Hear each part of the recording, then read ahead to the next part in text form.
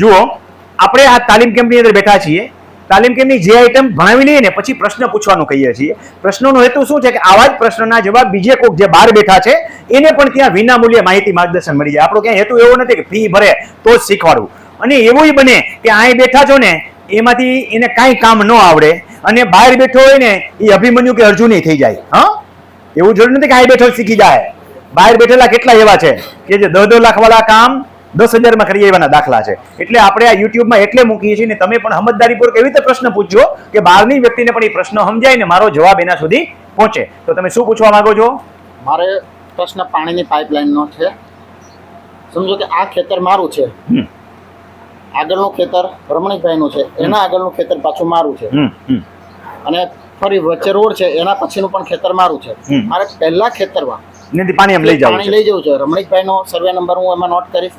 Road છે, સાદી સરકારી વસ્તુ કીધી કે એનો ઉલ્લેખ કરવો કે કેમ, એ મારો પ્રશ્ન હતો. ઓકે, જુઓ, સરકારીમાં પ્રક્રિયા એ રીતે છે કે કાયદેસર તમારે મંજૂરી લેવી પડે. ટીપી રોડ હોય તો ટાઉન પ્લાનિંગ વિભાગની પરમિશન એટલે કોર્પોરેશનની પરમિશન લેવી પડે. ડીપી રોડ હોય ડેવલપમેન્ટ પ્લાન તો રૂડા મૂડા સુડા જુડા જ્યાં જે લાગુ પડતી હોય નગર નિગમ ડેવલપમેન્ટ ઓથોરિટી એની પરમિશન લેવી પડે. અને અન્ય રસ્તાઓ હોય, ગાડા માર્ગ હોય, રાજમાર્ગ જેને આપણે કે એક ગામથી બીજા ગામ જતા પટ્ટી રસ્તાઓ હોય તો આના માટે થઈને મામલતદાર કે ટીડીઓ જ્યાં જે લાગુ પડતો એની પરમિશન લેવી પડે. પણ ખાલી રસ્તા પૂરતી પરમિશન લેવા જવાની નહીં, ખોદી જ નાખી દેવાની. બરોબર, આ યુટ્યુબમાં જાય છે એટલે જાબુ કહેવાની જરૂર નથી.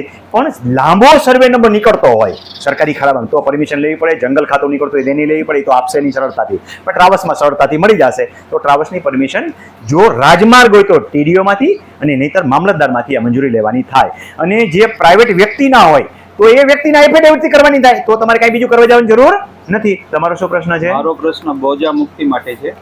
આપણે જ્યારે લોન લઈએ ત્યારે 2 ખેતર ભેરા કરીએ તો બોજા મુક્તિ માટે શું કરવું? બોજા મુક્તિ માટે તમે કોષ્ટક જોયું ને મેં ભણાવ્યું એ તમે જે 2 સર્વે નંબરની લીધી હોય તો લોન તો બેની હારે જ ભરાશે ત્યારે જ બોજા મુક્તિ થશે. પણ સર્ટિફિકેટમાં જો તમારા ખાતા જુદા હોય તો 2 સર્ટિફિકેટ લઈ લેજો, પાછળ તમે જુદા કરી દો. અને એક જ ખાતામાં હોય તો એક જ સર્ટિફિકેટ લખી નાખજો, એમાં 2 સર્વે નંબર લેખ આવી જાય. કારણ કે ટ્રાન્ઝેક્શન ખાતા ઉપર થાય છે ને, અને આ બધું ખાતા ઉપર જ હાલે છે. હા, અને આ ખાતા ઉપર તમારે ઓછું ખવડાવવું પડે ને એટલે તો આ બધી પ્રક્રિયા શીખવાડું છું.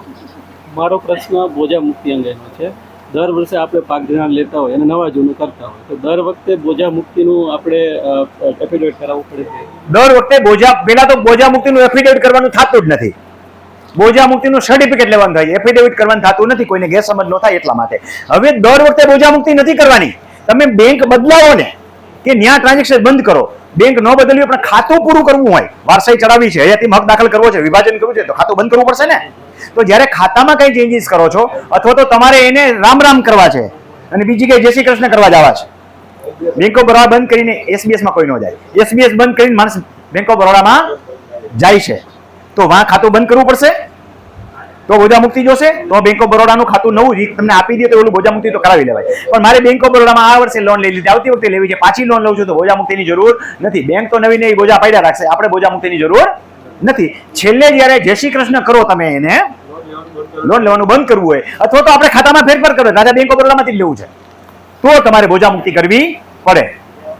સાહેબ મારો પ્રશ્ન છે, મારે પાઇપલાઇન નથી મારી છે પણ મારા સર્વે નંબરમાં બાજુવાળો જે સર્વે નંબર આવેલો છે કીધું એમ કે પોલ્ટ્રી ફાર્મનો છે, એના માટે શું કરવું? તમે આહવામાંથી જાઓ ડાંગમાંથી. ડાંગમાં કોઈ સેમાય કાંઈ સમજશે નહીં. તમને એક એનો જોક કરું. એકવાર એક હું જગ્યાએ ભણાવતો હતો, સમજ્યા? એટલે બધાની જુદી ભાષા ભણાવતો હતો. મેં કીધું જો કીધું અમારે ગુજરાતીમાં છે ને કીધું સ્ટાન્ડર્ડ ભાષાની અંદર પત્ની કહેવાય, સારી ભાષામાં ધર્મપત્ની કહેવાય, ઘરવાળીને શું કહેવાય? ધર્મપત્ની. ગ્રામ્ય ઇલાકાની અંદર જે કોઈ જોરું કહે, ઉત્તર પ્રદેશ વાળા જોરું કહે. તો એક ભાઈ મને પૂછ્યું, મને કે સંસ્કૃતમાં શું કહેવાય? ઘરવાળીને સંસ્કૃતમાં. મેં કીધું ઘરવાળીને સંસ્કૃત તો છોડ, એકેમાં કાંઈ ન કહેવાય. એમ અણસમજુ માણસો જ્યાં છે ને એકેમાં કાંઈ ન થાય. ડાંગરો હમણાં હું પ્રવાસ કરી આવ્યો છું એટલે મને ખબર છે કે પ્રજાને કશી ખબર જ પડતી નથી. એનું ખાતું ઉઠી જાય, નંબર બંધ થઈ જાય તોય ખબર પડતી નથી. ભાઈએ કીધું પોલ્ટ્રી ફાર્મ આવતું હોય, કાંઈ પણ આવતું હોય તેની પરમિશન લેવી પડે, પણ આપશે નહીં કોઈ તમને પરમિશન. ત્યાં તો હું જોઈ આવ્યું છું કોઈ સેની કે પરમિશન આપતા નથી. અરે બાજુવાળાની જમીનમાં બીજો દાખલ થઈ જાય અંદર તો એને ખબર નથી હોતી. હમણાં જ એક કેસ મેં આવાના પ્રવાસ વખતે જોયેલો કે એની ખેતીની જમીન છે, એમાં આ ભાઈએ લોન આપી.